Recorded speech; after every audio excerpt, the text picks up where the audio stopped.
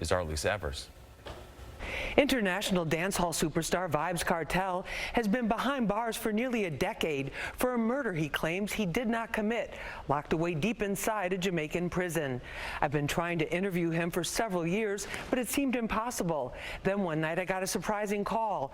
Adidja Palmer, better known as Vybz Kartel, was on the line, wanting to set the record straight.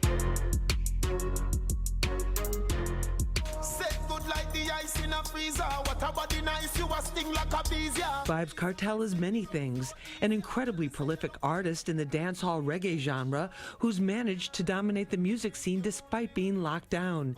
He's a charismatic entertainer whose nickname World Boss hints at the respect he's given on the streets.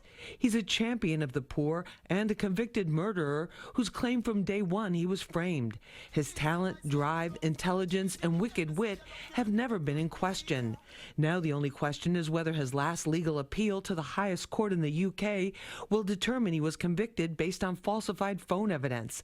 A lot is on the line. He could be a free man by 2022 or an inmate for 30 or more years. It's enough to send anyone into depression, but not Vybz Kartel. I hope you're hearing me. Yes. Yes.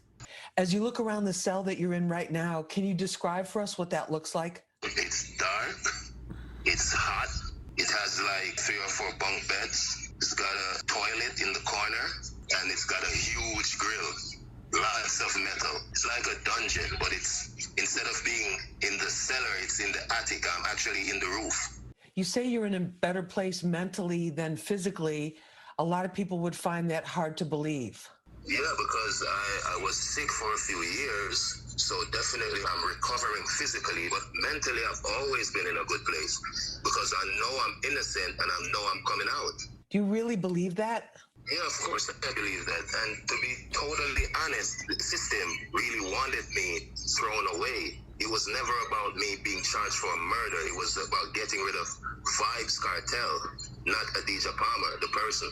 Why do you say the system is out to get you? Because they told us, they say we have too much influence. If you remember when Movado and I had that little feud a few years ago, we even went to King's house, which is like the home of the Prime Minister. And they were telling us that, oh, we're leading the kids astray, and if we don't stop what we're doing, we're not going to get any permission to do shows and stuff like that. So it has always been about the influence that Vybz Kartel has. The dancehall music genre, like gangster rap, does not shy away from lyrics that talk about guns and street violence, as well as sexually explicit content. How do you keep your spirits up in prison? That's a good question. That's why I said I'm more mentally in a better place because I read a lot, I write a lot. You know, I watch movies, I listen to music, and I've met people here that are cool, like cool people that we can talk about stuff. You know, good friends along the way. So that's how I spent my time.